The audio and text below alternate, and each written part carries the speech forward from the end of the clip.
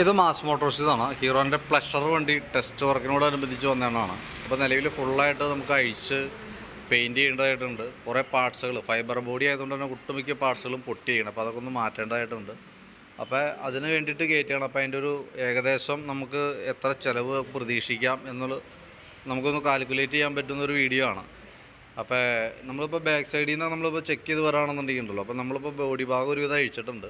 ബാക്കിലത്തെ ടയറൊക്കെ ഫുള്ള് തീർന്ന് നിൽക്കണതാണ്. അപ്പോൾ ബാക്ക് ടയർ നമുക്ക് മാറ്റേണ്ടതായിട്ട് വരും. പിന്നെ ക്ലച്ചിൻ്റെ ഭാഗത്തേക്ക് വരുമ്പോൾ ഓൾറെഡി ബെൽറ്റൊക്കെ പൊട്ടിയിരിക്കാതുണ്ടോ, ഓൾറെഡി ബെൽറ്റൊക്കെ മൊത്തത്തിൽ പൊട്ടിയിരിക്കണേ. ആ ഒരു കണ്ടീഷനിലാണ് വണ്ടി വന്നേക്കണേ. അതിന് നമ്മൾ ചെക്ക് ചെയ്യുന്ന സമയത്ത് അതിൻ്റെ വേരിയേറ്റർ ബോഡി, ബോസ് ഡ്രൈവ്, ക്ലച്ചിനകത്തുള്ള എല്ലാ വീലുകളും കംപ്ലൈൻറ്റാണ്. ഇതൊക്കെ ഓൾറെഡി കംപ്ലൈൻ്റ് ആണ്.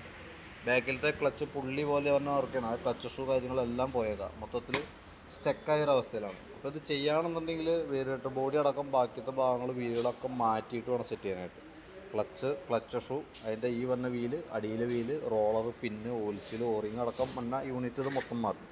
പിന്നെ ഫ്രണ്ടിലേക്ക് വരുമ്പോൾ വേരിയേറ്റർ ബോഡി, റോളർ സെറ്റ്, അതേപോലെ പീ സെറ്റ് സ്ലൈഡ് അടക്കം മാറ്റിയിട്ട് വേണം സെറ്റ് ചെയ്യാനായിട്ട്. പിന്നെ ബെൻഡെക്സിൻ്റെ ഭാഗം നോക്കുമ്പോൾ ബെൻഡെക്സ് കുറച്ച് തുരുമ്പിട്ട് സ്റ്റക്കായിട്ടുണ്ട്. ഇതാണ് അവസ്ഥ. അപ്പോൾ ബെൻഡെക്സ് മാറ്റാനുണ്ട്. അപ്പോൾ അത്യാവശ്യം ഒരുവിധം നല്ല രീതിയിലുള്ള എമൗണ്ട് നമ്മളിപ്പോൾ വണ്ടി അഴിച്ച് നോക്കുമ്പോൾ നമുക്കത് റെഡിയാക്കി എടുക്കണമെന്നുണ്ടെങ്കിൽ ചിലവ് വരുന്നുണ്ട്. അപ്പോൾ ആലോചിച്ച് നോക്കിയിട്ട് ചെയ്താൽ മതി. ഞാനപ്പോൾ അതിൻ്റെ ഒരു കംപ്ലയിൻസ് ഉള്ള പാർട്സുകളാണ് ഇപ്പോൾ ജസ്റ്റ് കാണിച്ചു തന്നെ. അപ്പോൾ ക്ലച്ചിനകത്ത് തന്നെ നല്ലൊരു വർക്ക് വരുന്നുണ്ട്. പിന്നെ അതിൻ്റെ റിമ്മുകൾ നോക്കുകയാണെങ്കിൽ ഇപ്പോൾ ഫ്രണ്ടിലത്തെ ആയാലും ബാക്കിലത്തെ ആയാലും റിമ്മ് തുരുമ്പിട്ട് പോയേക്കാം. ഇവിടെയൊക്കെ തുരുമ്പിട്ട് ഓട്ടയായിരിക്കുകയാണ്. നമ്മൾ ഈ സൈഡിലേക്ക് വരുമ്പോൾ ഫ്രണ്ടിലും അത് തന്നെയാണ് അവസ്ഥ, റിമ്മ് തുരുമ്പിട്ട് പോയേക്കാം. അപ്പോൾ നമുക്ക് 2 റിമ്മ് മാറ്റേണ്ടി വരും.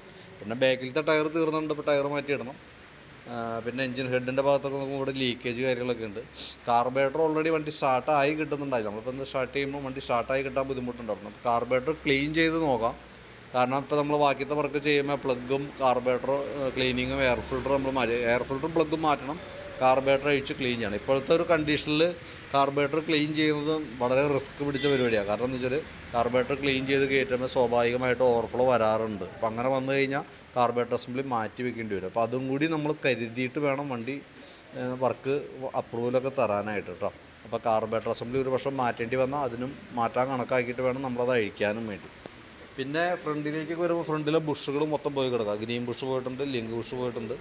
പിന്നെ ഫ്രണ്ടിലത്തെ ടീ സ്റ്റെമ്മിൻ്റെ ഈ ഭാഗത്തൊക്കെ തുരുമ്പിട്ട് ഓട്ടയാണ് മൊത്തത്തിൽ കേട്ടോ. ഈ ചാണകമൊക്കെ ഇരുന്നിട്ട് അവിടെയൊക്കെ തുരുമ്പിട്ട് ഓട്ടയായിട്ടുണ്ട്. അപ്പോൾ അത് വെൽഡ് ചെയ്താൽ മതി, കുഴപ്പമില്ല. പക്ഷേ റിമ്മും ബുഷ് സെറ്റ് കാര്യങ്ങളൊക്കെ മാറ്റേണ്ടി വരും. പിന്നെ ബാറ്ററി 2023 ബാറ്ററിയാണ്. ബാറ്ററി ഫുൾ ഡെഡാണ്. 5 വോൾട്ടേ കാണിക്കുന്നുള്ളൂ. അപ്പോൾ ഞാനിപ്പോൾ കുറച്ച് നേരം ചാർജിലിട്ട് നോക്കി, എന്നിട്ടും കിട്ടണില്ല. 5 വോൾട്ട് ആണെങ്കിൽ താക്കോൽ ഓൺ ചെയ്യുമ്പോൾ തന്നെ ഫുള്ള് കട്ടായി പോകണം. അപ്പോൾ ബാറ്ററി മാറ്റി പുതിയത് വെച്ചാലാണ് സെൽഫ് വർക്കിംഗ് ആക്കാനായിട്ട് പറ്റുള്ളൂ. പിന്നെ എഞ്ചിൻ ഓയിൽ മാറ്റാം. അതിനോടനുബന്ധിച്ച് തന്നെ വർക്കില്ല. ചേസും കുറച്ച് വെൽഡിങ് ഒക്കെ വന്നിട്ടുണ്ട്. ചേസിൻ്റെ ഈ സെൻട്രൽ വണ്ടി ഭാഗമൊക്കെ വെൽഡ് മൊത്തം പൊട്ടി തുരുമ്പിട്ട് വിട്ടുപോയേക്കാണ്. അപ്പോൾ അതൊക്കെ ഒന്ന് വെൽഡ് ചെയ്ത് ബലപ്പെടുത്തിയതിന് ശേഷം നമുക്ക് പെയിൻറ്റ് ചെയ്യാനൊക്കെ കൊടുക്കാൻ പറ്റുള്ളൂ. പിന്നെ കുറേ പാർട്സുകൾ, ഈ കാണുന്ന പാർട്സുകളെല്ലാം തന്നെ പൊട്ടിയിരിക്കുന്ന പാർട്സുകളാണ്. ഫൈബറിൻ്റെ ലോവർ കവർ, അപ്പർ കവർ, ഫ്ലോറിൻ്റെ സൈഡ് കവറുകൾ, ഇന്നർ കവർ, അങ്ങനെ ഒട്ടുമിക്ക കവറുകളും പൊട്ടിയിട്ടുണ്ട്. ഇപ്പോൾ ഇത് നമുക്ക് കിറ്റായിട്ട് വരാറുണ്ട്, പക്ഷെ ഇപ്പോൾ അത് കിട്ടാനുമില്ല. Company item നിർത്തിയാക്കണമാണ്. ഈ പാർട്സുകളൊക്കെ കമ്പനി നിർത്തിയ, ഹീറോൻ്റെ ഒറിജിനൽ പാർട്സ് കിട്ടാനില്ല, നിർത്തിയാക്കണമാണ്. പിന്നെ ഒരു സായി എന്ന് പറഞ്ഞ കമ്പനിയുടെയൊക്കെയാണ് പിന്നെ അവൈലബിൾ ആയിട്ടുള്ളത്. ഒറിജിനൽ പാർട്സ് കിട്ടാത്തത് കൊണ്ട് തന്നെ മറ്റേ പാർട്സ് ഡ്യൂപ്ലിക്കേറ്റ് ആണെങ്കിൽ പോലും അതിനും നല്ല രീതിയിൽ റേറ്റ് കൂടുതൽ വന്നിട്ടുണ്ട്. ബാക്കിലത്തെ കവറുകളൊക്കെ ചെറിയ പൊട്ടലൊക്കെ ഉണ്ടാകും. നമുക്ക് തൽക്കാലം വേണമെങ്കിൽ അഡ്ജസ്റ്റ് ചെയ്തിടാം. പക്ഷെ അത്യാവശ്യം നല്ല രീതിയിൽ തന്നെ ഡാമേജ്. ഇപ്പോൾ ഇത്രയും പാർട്സുകളൊക്കെ മാറ്റി ചേസിൻ്റെ ഭാഗമൊക്കെ ഒന്ന് റെഡിയാക്കി, ക്ലച്ചിലുള്ള കംപ്ലൈൻറ്റൊക്കെ റെഡിയാക്കി, ബാറ്ററിയൊക്കെ മാറ്റി വരുമ്പോൾ നമുക്ക് അത്യാവശ്യം നല്ല എമൗണ്ട് വരും. ഒന്നാമത് ഹീറോൻ്റെ പ്ലഷറാണ് വണ്ടി. അപ്പോൾ പിന്നീട് അങ്ങോട്ട് പോകുന്തോറും നമുക്ക് മാർക്കറ്റ് വാല്യൂ ഓൾറെഡി വണ്ടിക്ക് ഇല്ല. അപ്പോൾ ഇതൊക്കെ ആലോചിച്ചിട്ട് വേണം നമുക്ക് അപ്രൂവൽ തരാനായിട്ട്. ചെയ്യാനാണ് തീരുമാനം എന്നുണ്ടെങ്കിൽ പറഞ്ഞാൽ അപ്രൂവൽ ഇട്ടാൽ നമ്മൾ ഓൾറെഡി നമുക്ക് ബാക്കിയത്തെ വർക്ക് കണ്ടിന്യൂ ചെയ്യാം. ഈ രീതിയിൽ ചെയ്തിട്ടാണ് കാര്യമുള്ളൂ. അങ്ങനെ ചെയ്യുമ്പോൾ നീറ്റായിട്ട് ചെയ്തു പോകണമായിരിക്കും ബെറ്റർ. അതല്ലാന്നുണ്ടെങ്കിൽ അത് ഒഴിവാക്കണമായിരിക്കും നല്ലത് കേട്ടോ. അപ്പോൾ എന്തായാലും വീഡിയോ കണ്ട് മനസ്സിലാക്കിയതിന് ശേഷം മാത്രം നമുക്ക് അപ്രൂവൽ തരാം. കാരണം നമ്മൾ ഇത്രയും പൈസ മുടക്കി നമ്മൾ ചെയ്തിട്ട്, ഇപ്പോൾ നമ്മളിപ്പോൾ അതല്ലാണ്ട് ടെസ്റ്റ് വർക്കിന് വേണ്ടി മാത്രം അഡ്ജസ്റ്റ് ചെയ്തിട്ട് കാര്യമില്ല. കാരണം ക്ലച്ച് യൂണിറ്റൊക്കെ എന്തായാലും നമുക്ക് റിപ്പയർ ചെയ്യാതെ വണ്ടി ഓടിക്കാൻ പറ്റില്ല.